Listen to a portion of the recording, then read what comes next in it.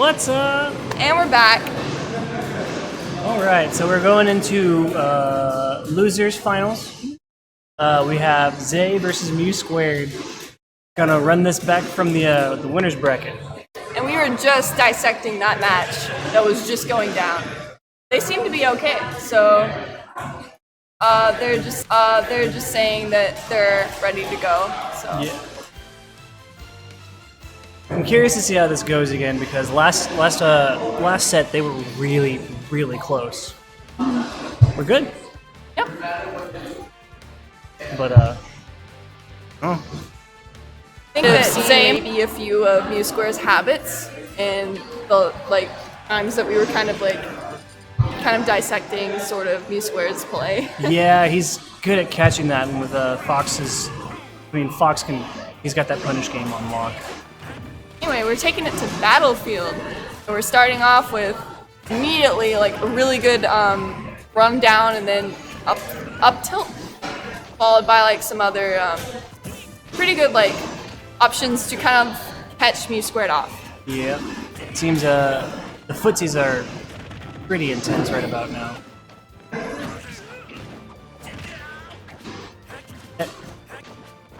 That fair is so deceivingly small, but it hits so hard. Mewtwo's? Yeah. Yeah.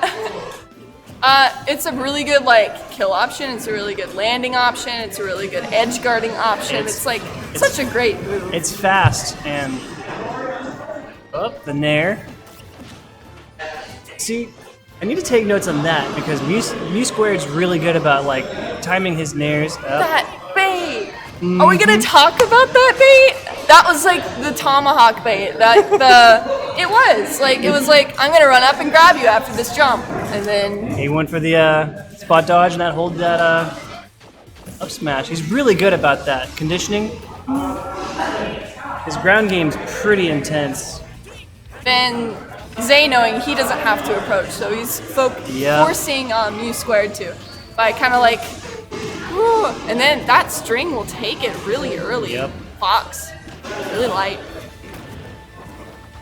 And talking about strings, we got a Mew Squared string with that really good Shadow Ball to pick up on that shield pressure. Yeah, he's asserting a dominance pretty well. Then outspacing Zay really well, and then covering the one option. They're pretty even, neck and neck, trading blows pretty frequently.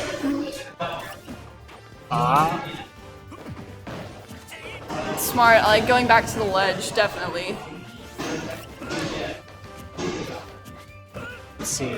As far as what Mew Squared could do in this instance, I think maybe waiting for Zay to make some sort of move. Pressuring him off stage is good too.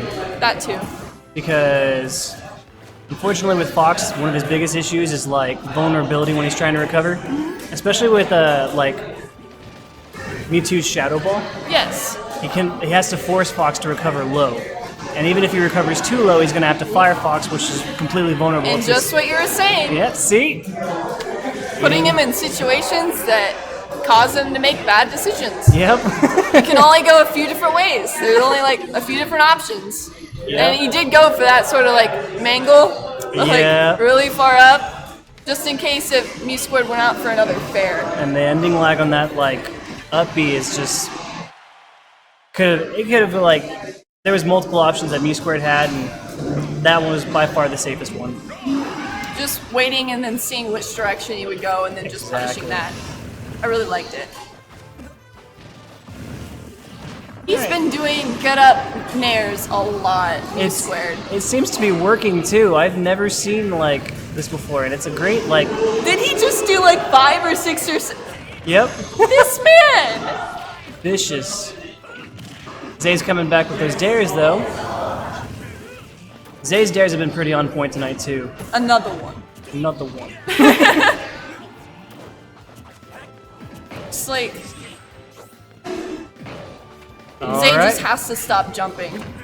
After, that's how Mew Squared is getting all this percent. Yep. And we've got to be careful with that offstage game because Mew Squared's really good about positioning himself for a really perfectly timed down air. And baiting maybe maybe a nair from that. Yeah. Good. Really up nice air. conversion. I like that. High intensity from Zay as usual. B squared playing it pretty safe though. Then another rising nair. Of course. Oh, Maybe Zay will catch on to this. maybe. Up throw for the kill. That'll about do it. 149 was that it? Something like that, yes. I think it was 149. Ooh. Such a good read on where Zay was going to go. Mm-hmm. What a call out. Yep. Then Oh, Zay trade. saying, you know, you're not getting another one of those. You know, you got two. Not anymore. You've got your quota for this match. The up tilt's off the ledge, trying to catch him up. Then really just like Not letting him on stage. Ooh. kind of like stuffing out all of his jump options, which is pretty. Double down on the down smash. You know, if it works, And yeah, hey. if it works, hey. you know, Nobody expects the second one. it's like there's no way he's gonna go for this again. There Does he it goes. again. Yep, yep. Record scratch, this is me. I bet you're wondering how I got myself into this situation. I love that. Isn't that like every like 80s movie or every 90s movie? says Yeah, that? if not a 90s movie, it was like a 90s like after school sitcom. Reminds me of Oh wait. Anyway, enough about that. I don't want to get off on a tangent. Let's just talk about the match. Alright, so round 3 going into Dreamland, neck and neck so far. So many dares. I mean, down tilts. What am I thinking? I knew what you were saying. It's a fast move, it covers a decent amount of range. And it sets him up pretty well. What is the angle down Mewtwo's dare knocks, or down tilt? Kind of like at a about like a 40-degree angle. It's like Okay, think like the typical acute sign. It's basically that angle. okay. So it's a good setup for other hits at more percent. Not sure if going for Mewtwo side B to kind of counteract that Fox's side B was the best option. B squared's doing pretty I good think about. that maybe going for a fair would have been better in that situation.